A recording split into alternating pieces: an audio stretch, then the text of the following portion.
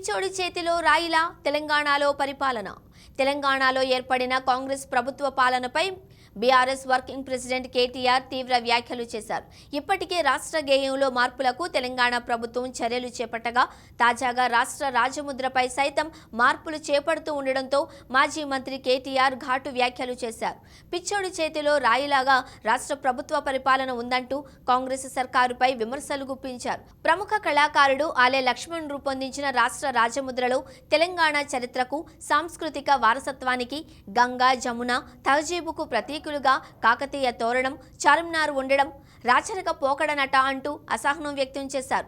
రాష్ట్ర గీతంలో మాత్రం రాజముద్రలో ఉన్న చార్మినార్ గురించి గోల్కొండ నవాబుల గొప్ప వెలుగే చార్మినార్ అని పాడుకోవాలి అంటూ కేటీఆర్ సెటైర్లు వేశారు. కాకతీయ కళా ప్రభల కాంతిరేఖ రామప్ప అని అదే రాచరిక పరిపాలన గురించి ప్రస్తుతించాలి. అసలు ముఖ్యమంత్రి రేవంత్ రెడ్డికి గాని ఆయన మంత్రివర్గంలో ఒక్కరికైనా రాష్ట్ర గీతంలో ఏమున్నదో తెలుసా అని సోషల్ మీడియా వేదికగా మాజీ మంత్రి కేటీఆర్ చేసిన పోస్ట్ వైరల్ అవుతోంది.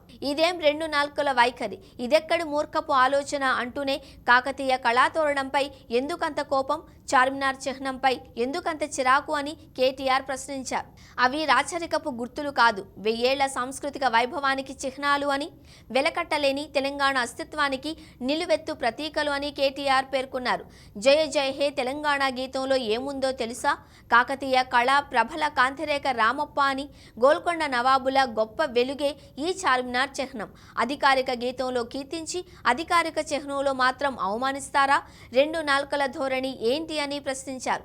చార్మినార్ అంటే ఒక కట్టడం కాదు, విశ్వనగరం హైదరాబాద్కు ఐకాన్ అన్నారు. కాకతీయ కళాతోరణం అంటే ఒక నిర్మాణం కాదు, సిరి సంపదలతో వెలుగొందిన ఈ నేలకు నిలువెత్తు సంతకం. కానీ వాటిని రాష్ట్ర అధికారిక చిహ్నం నుంచి తొలగించడం అంటే తెలంగాణ చరిత్రను చెరిపివేయడమే అని, 4 కోట్ల తెలంగాణ ప్రజల గుండెలను గాయపరచడమే అని కేటీఆర్ రాసుకొచ్చారు. కర్ణాటక అధికారిక చిహ్నంలోనూ రాచరికపు గుర్తులు ఉంటే అక్కడ కాంగ్రెస్ ప్రభుత్వం వాటిని తొలగిస్తుందా చెప్పండి?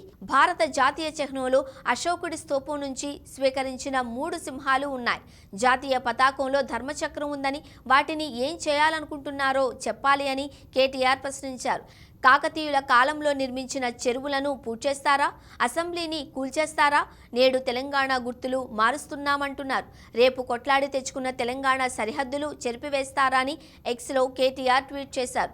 గత 10 ఏళ్లుగా తెలంగాణ ప్రభుత్వ అధికారిక చిహ్నంపై యావత్ రాష్ట్ర ప్రజల ఆమోదం ఉంది. సబ్బండ వర్ణాల మనసు గెలుచుకున్న సంతకం సైతం ఉందన్నారు. కానీ నేడు రాజకీయ ఆనవాళ్లను తొలగించాలన్న కక్షతో తెలంగాణ అధికారిక చిహ్నాన్ని చెరిపివేస్తే సహించేది లేదు అని కేటీఆర్ హెచ్చరించారు. ఓరుగల్లు సాక్షిగా మీ సంకుచిత నిర్ణయాలపై సమరశంఖం పూరించి తెలంగాణ ప్రజల్ని ఏకం చేసి ప్రజా ఉద్యమాన్ని నిర్మిస్తామని కాంగ్రెస్ ప్రభుత్వానికి హెచ్చరికలు పంపారు.